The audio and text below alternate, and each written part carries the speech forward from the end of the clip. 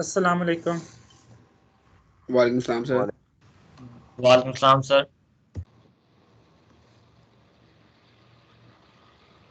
हाँ जी, कोई क्वेश्चन है तो आप पूछ लें।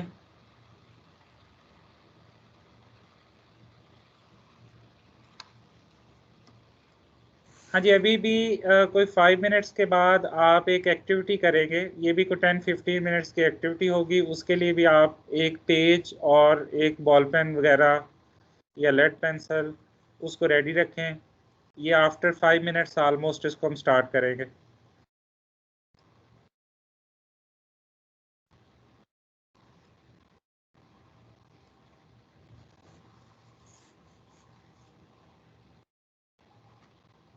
हाँ, ये क्विकली ज़रा देख लें कि लास्ट टाइम हमने क्या किया था। ये ट्रांसफॉर्मेशन हम कर रहे थे कुछ 1-2 लेक्चर से।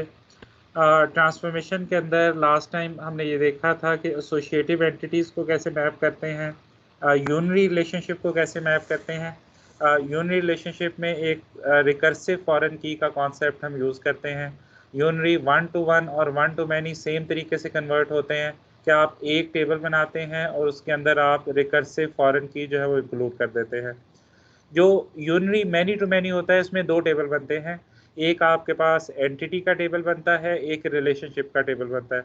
रिलेशनशिप के टेबल के अंदर आप 3 तरह के एट्रीब्यूट इंक्लूड करते हैं। एक तो आप उसमें फॉरेन की इंक्लूड करते हैं, एक रिकर्सिव फॉरेन की इंक्लूड करते हैं, और अगर एट्रीब्यूट ऑन द रिलेशनशिप हैं तो वो भी आप जो रिलेशनशिप वाला टेबल है मैनी टू मैनी कार्डिनलिटी वाला, उसके अंदर आप इंक्लूड करते हैं। फिर हमने देखा कि टर्नरी रिलेशनशिप कैसे कन्वर्ट होते हैं। टर्नरी रिलेशनशिप जो है जिसमें 3 एंटिटीज इन्वॉल्व होती हैं, इसके 4 टेबल्स बनते हैं। आपके पास टोटल 3 फॉर एंटिटीज बनते हैं, 1 फॉर रिलेशनशिप बनता है। तो जो रिलेशनशिप वाला टेबल होता है इसमें तीनों एंटिटीज़ की प्राइमरी कीज जो है वो फॉरेन की के तौर पे यूज़ हो रही होती है और फिर वहाँ पे कंपोजिट की भी बना रही होती है। और अगर कोई एट्रीब्यूट ऑन द रिलेशनशिप है वो भी आपने रिलेशनशिप वाले टेबल में इंक्लूड करने होते हैं। सुपर सब जो है इसमें आप सुपर एंटिटी के लिए टेबल बनाते हैं, फिर हर सब एंटिटी के लिए टेबल बनाते हैं। सुपर एंटिटी में आप कॉमन एट्रीब्यूट्स लेते हैं और सब टाइप डिस्क्रिमिनेटर लेते हैं, और जो सब एंटिटीज़ होती हैं इनके अंदर आप यूनिक एट्रीब्यूट्स लेते हैं, और इस तरीके से आप सब एंटिटी टाइप्स के अंदर सुपर टाइप की प्राइमरी की जो है वो एज ए फॉरेन की और प्राइमरी की दोनों बिहेवियर के साथ जो है वो इंक्लूड करते हैं हर सब टाइप के टेबल के अंदर। इसके बाद आपने इंटेग्रिटी कंस्ट्रेंट्स देखी थी। ये कुछ रूल्स होते हैं जो कि डीबीएमएस में अवेलेबल होते हैं, और ये किसी भी डेटाबेस यूज़र को हम वायलेट नहीं करने देते। डेटाबेस यूज़र आप बड़ा शुरू में देख के आए थे, 3 तरह के होते हैं। एंड यूज़र्स होते हैं, प्रोग्रामर्स होते हैं, और डीबीएस होते हैं। तो जो इंटेग्रिटी कंस्ट्रेंट्स होती हैं ये किसी भी यूज़र को वायलेट करना अलाउ नहीं करते हैं हम। इसमें आपके पास डोमेन कंस्ट्रेंट्स होती हैं, एंटिटी इंटेग्रिटी होती है जो प्राइमरी की रूल होता है, मतलब प्राइमरी की वैल्यू यूनिक होनी चाहिए और कोई भी कंपोनेंट प्राइमरी की का नल नहीं हो सकता। रेफरेंशियल इंटेग्रिटी होती है जो कि फॉरेन की रूल होता है कि फॉरेन की वैल्यूज़ जो हैं वो वैलिड होनी चाहिए, मतलब अपने पेरेंट टेबल से ही होनी चाहिए, या आप उसको नल छोड़ सकते हैं। और अगर प्राइमरी की कंपोजिट की का हिस्सा है तो फिर आप उसको नल भी नहीं छोड़ सकते। जेनरल कंस्ट्रेंट्स आपके पास डिफरेंट अदर टाइप के रूल्स होते हैं जो कि आप अपने डेटाबेस के लिए बना रहे होते हैं। तो ये आपकी डिस्कशन थी लास्ट लेक्चर से रिलेटेड। अभी जैसे पहले मैंने आपको बताया है कि अभी आपको एक सिचुएशन नज़र आएगी, आपने इस सिचुएशन को गौर से पढ़ना है, और इसकी आपने EERD बनानी है पहले, और फिर आपने उसको टेबल्स में कन्वर्ट करना है। ठीक है, अभी जो सिचुएशन आपको नज़र आ रही है इसकी आपने EERD डिज़ाइन करनी है और फिर आपने उसको टेबल्स में कन्वर्ट करना है। तो क्विकली आप ये एक्टिविटी परफॉर्म करें, आपके पास 20 मिनट्स हैं इस एक्टिविटी को करने के लिए। कोई क्वेश्चन है इससे रिलेटेड तो आप पूछ लें। जो सिचुएशन आपको सामने नज़र आ रही है इसकी डायग्राम बनाएं पहले, और फिर उसको टेबल्स में कन्वर्ट करें with in 20 minutes.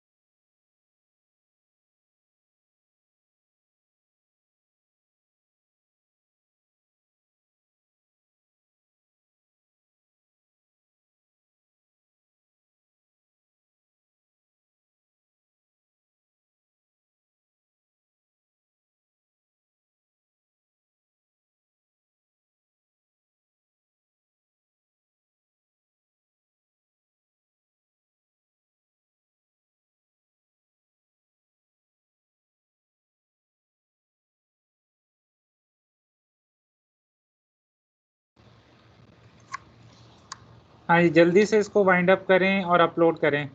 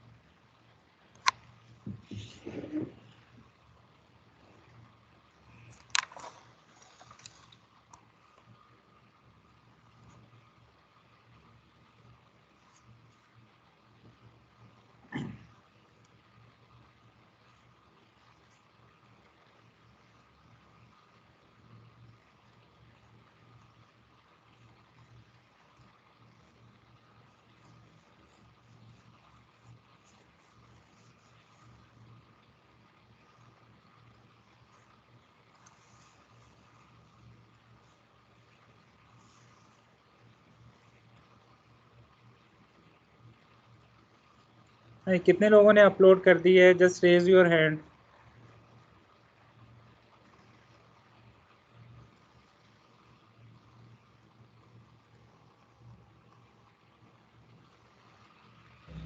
Sir 5 minute और दे दें बस सर।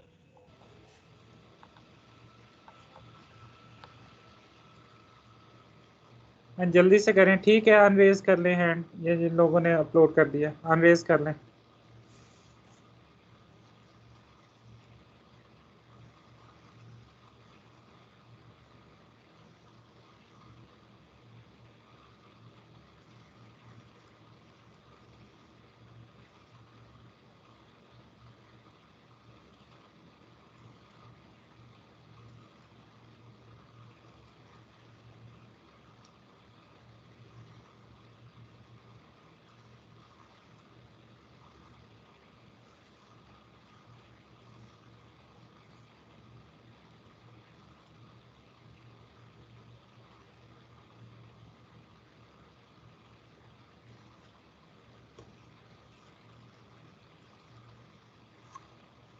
सर पीडीएफ अपलोड करें या फिर पिक्सी अपलोड करें? कुछ भी अपलोड करें, जल्दी अपलोड कर दें। पिक्चर कर दें, कुछ भी कर दें।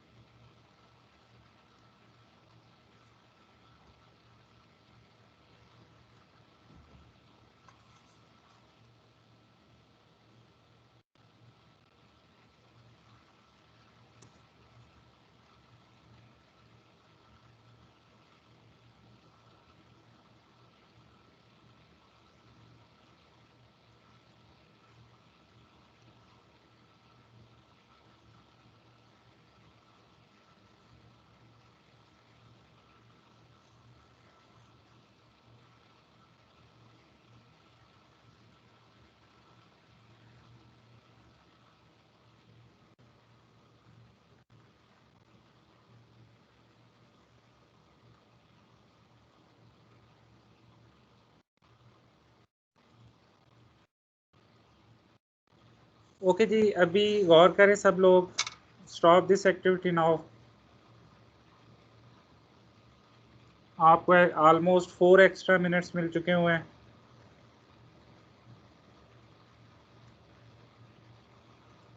सर बस 1 मिनट सबमिट कर रहे हैं।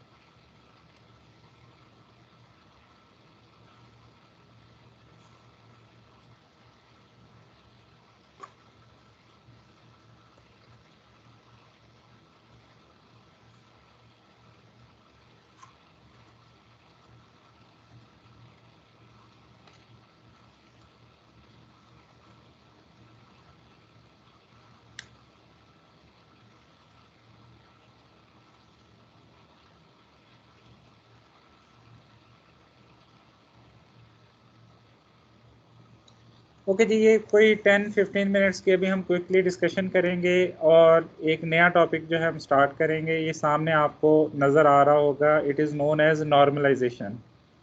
ठीक है, this is very important technique जो कि अभी आपको सामने हेडिंग में भी नज़र आ रही है, इसलिए मैं चाहूँगा कि सब लोग ज़रा गौर करें ये जो डिस्कशन अभी हम करने जा रहे हैं।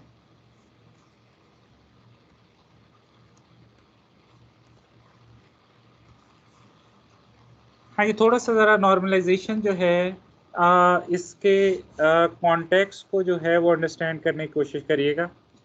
एक्चुअली अभी जो हम डेटाबेस डिज़ाइन कर रहे हैं या जो डिज़ाइन की एक्टिविटी कर रहे हैं, ये बेसिकली एक टॉप डाउन डिज़ाइन स्ट्रेटजी है। अभी हम जो एक्टिविटी कर रहे हैं या जो प्रोसेस कर रहे हैं, ये top down process of database design है। टॉप डाउन प्रोसेस के अंदर हमने क्या किया था, हमने एंटरप्राइज मॉडलिंग फेज से स्टार्ट किया था।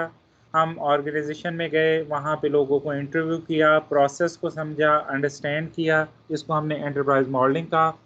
फिर हमने उसका डेटा मॉडलिंग फेज स्टार्ट कर दी, जिसमें हमने एंटिटीज़ डिस्कवर की, रिलेशनशिप डिस्कवर किए, एट्रीब्यूट्स देखे, सुपर सब टाइप्स देखी।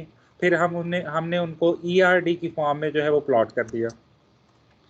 उसके बाद हमने लॉजिकल डेटाबेस डिज़ाइन किया और लॉजिकल डेटाबेस डिज़ाइन के अंदर हमने ERDs जो हैं इनको टेबल्स की फॉर्म में कन्वर्ट कर दिया, या इसको हमने टेबुलर फॉर्म के अंदर कन्वर्ट कर दिया।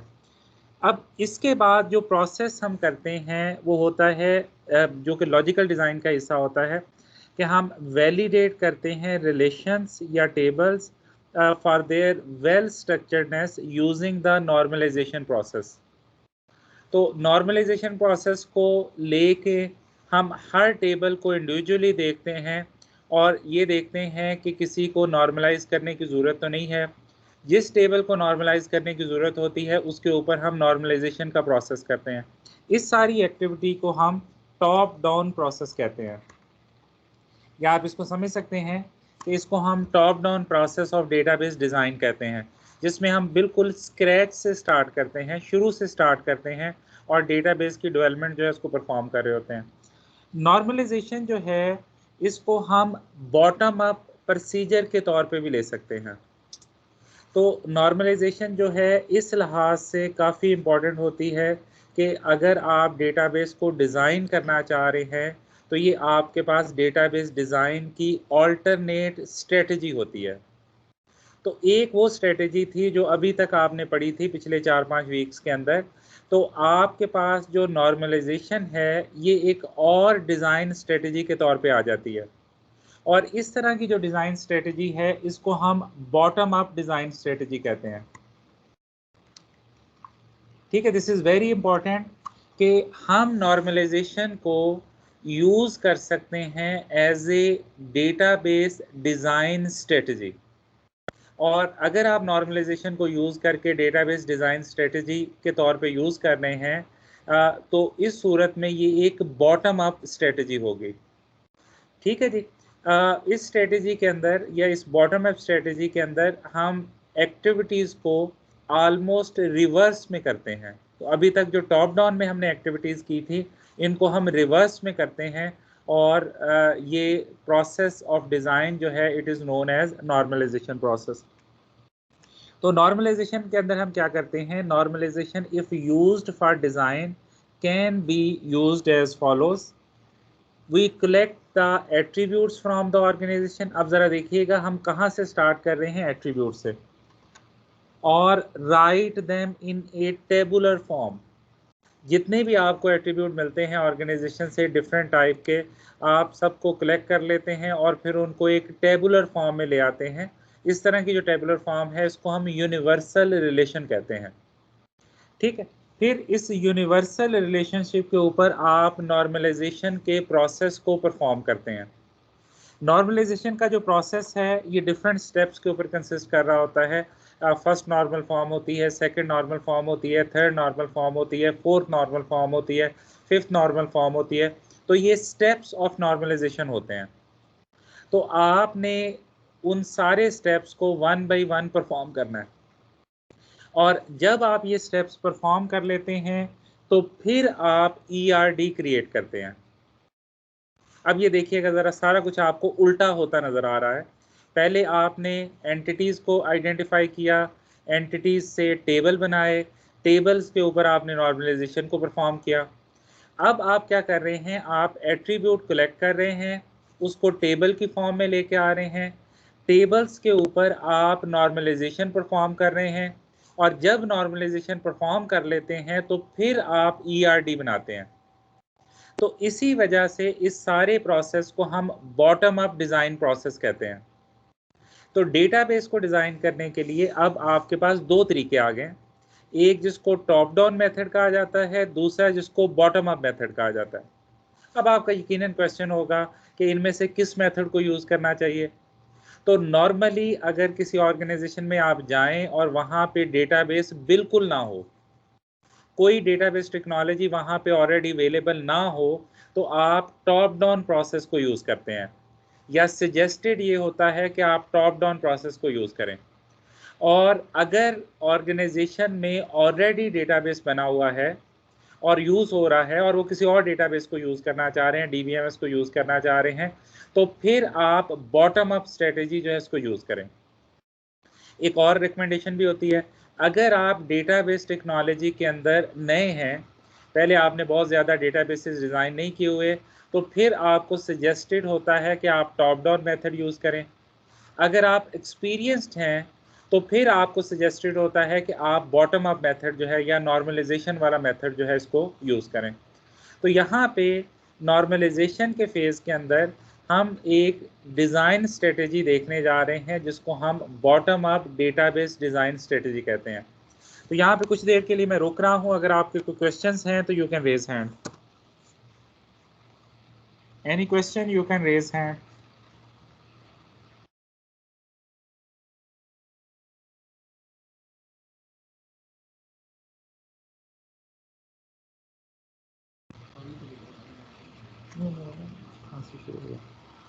हाँ, कोई क्वेश्चन है तो पूछ लें। जी फातिमा। सर टॉप डाउन से रिपीट कर देगा।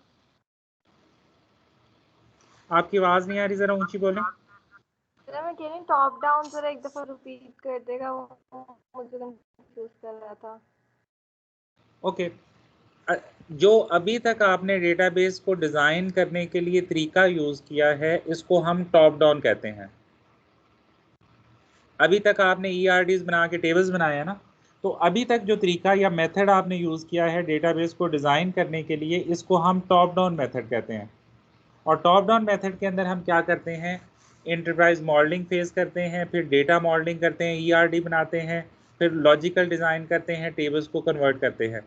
तो ये जो स्टेप्स आप परफॉर्म कर रहे हैं, जो आप बड़े शुरू से देख रहे थे, इन सब को हम कहते हैं top down design of database या डिज़ाइन प्रोसेस ऑफ डेटाबेस। अभी आप कवर करने जा रहे हैं बॉटम अप डिज़ाइन, जिसमें हम नॉर्मलाइजेशन को यूज़ कर रहे हैं। बॉटम अप डिज़ाइन के अंदर आप रिवर्स करते हैं सारे काम। आप एट्रीब्यूट से स्टार्ट करते हैं, टेबल बना लेते हैं, पहले यूनिवर्सल टेबल, नॉर्मलाइजेशन करते हैं, और फिर उसके बाद आप ERDs जो हैं उनको डिज़ाइन कर रहे होते हैं। ओके जी, आपको समझ आ गई है? सर क्लियर हो गया, वो मैं वर्डिंग पढ़ी थी ना इसलिए थोड़ा सा कंफ्यूज करता था। जी, किसी और का क्वेश्चन है तो वो पूछ सकता है। अभी मैं सिर्फ आपको नॉर्मलाइजेशन की डेफिनेशन प्रेजेंट करने जा रहा हूँ, फिर हम आज का लेक्चर जो है उसको वाइंड अप कर लेते हैं। इसकी डेफिनेशन के अंदर आपको काफ़ी सारी चीज़ें जो हैं वो नज़र आएंगी नॉर्मलाइजेशन के कॉन्सेप्ट्स के रिलेटेड। ज़रा इसको गौर से देखिएगा, मैं वन बाय वन इन सबको एक्सप्लेन करूँगा। यहाँ पे I am going to read it. Normalization is a step by step process of converting a universal table or relation into well structured relations free of anomalies। अब ज़रा इसको मैं steps में explain करता हूँ। सबसे पहले ज़रा देखिएगा कि नॉर्मलाइजेशन जो है ये एक स्टेप बाय स्टेप प्रोसेस होता है और ये सीक्वेंशियल स्टेप्स होते हैं। और नॉर्मलाइजेशन के स्टेप्स को हम कहते हैं फर्स्ट नॉर्मल फॉर्म, जिसको 1NF लिखा जाता है। एक स्टेप नॉर्मली और भी हम इंक्लूड कर देते हैं जिसको 0NF कहा जाता है। ये टेबल बनाने का स्टेप होता है। वैसे first NF, second NF, third NF, यहाँ तक आप इस कोर्स में पढ़ेंगे। वैसे इसके अलावा भी होते हैं, 4, 5 तक भी होते हैं। तो जो नॉर्मलाइजेशन है ये एक स्टेप बाय स्टेप प्रोसेस होता है और इसके स्टेप्स को कहा जाता है नॉर्मल फॉर्म्स।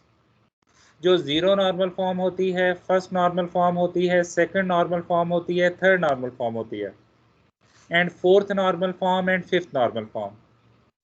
ये भी ज़हन में रखिएगा, ये जो स्टेप्स होते हैं ये सीक्वेंशियल होते हैं। इसका मतलब ये है कि आप एक नॉर्मल फॉर्म में लेके आएंगे तो फिर आप दूसरी नॉर्मल फॉर्म में जा सकते हैं। मतलब कोई भी टेबल अगर फर्स्ट नॉर्मल फॉर्म में है तो फिर ही वो सेकंड नॉर्मल फॉर्म में कन्वर्ट हो सकता है और फिर वो सेकंड से थर्ड में कन्वर्ट होगा। ऐसा नहीं है कि कोई टेबल फर्स्ट नॉर्मल फॉर्म से डायरेक्टली कन्वर्ट हो जाए थर्ड में। तो किसी भी टेबल का अगली नॉर्मल फॉर्म में जाने के लिए ज़रूरी है कि उसने पिछली नॉर्मल फॉर्म को अचीव किया हो। तो जो नॉर्मलाइजेशन होती है ये स्टेप बाय स्टेप प्रोसेस होते हैं। इनके स्टेप्स को हम कहते हैं नॉर्मल फॉर्म्स और ये first, second, third normal forms, इस तरीके से इनको कहा जाता है। और आगे अब बताया गया है कि इसमें हम करते क्या हैं। नॉर्मलाइजेशन में आपको ये भी बता दिया गया है कि इसमें हम करते क्या हैं। हम बेसिकली एक बड़े टेबल को, जिसको यूनिवर्सल टेबल कहा जाता है, ये कॉलम्स के पॉइंट ऑफ व्यू से बड़ा होता है, इस टेबल्स को हम स्मॉल टेबल्स के अंदर कन्वर्ट करते हैं। तो नॉर्मलाइजेशन प्रोसेस में हम करते क्या हैं, हमारे पास एक लार्ज टेबल होता है जिसको यूनिवर्सल टेबल या यूनिवर्सल रिलेशन कहा जाता है। इस लार्ज टेबल को हम स्मॉल टेबल्स के अंदर कन्वर्ट करते हैं और लार्ज टेबल जो है ये फुल ऑफ अनोमलीज होता है और जो स्मॉल टेबल्स हम बनाते हैं ये फ्री ऑफ अनोमलीज होते हैं। और इन स्मॉल टेबल्स को हम वेल स्ट्रक्चर्ड रिलेशंस भी कहते हैं। ठीक है, मैं डेफिनेशन अब दोबारा से रीड आउट कर रहा हूँ। Normalization is a step by step process of converting a relation into well structured relations. जो लार्ज रिलेशन है इससे स्मॉल रिलेशंस बनाना। लार्ज रिलेशन में अनोमलीज होती हैं और स्मॉल रिलेशंस के अंदर अनोमलीज नहीं होती। और स्मॉल रिलेशंस को हम टेक्निकली वेल स्ट्रक्चर्ड रिलेशंस भी कहते हैं।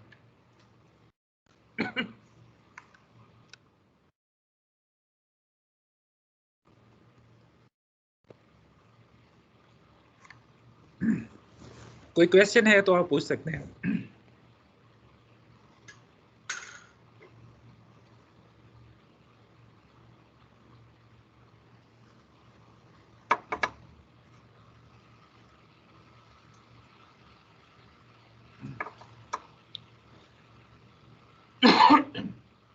हाँ जी, कोई क्वेश्चन है तो पूछ सकते हैं आप।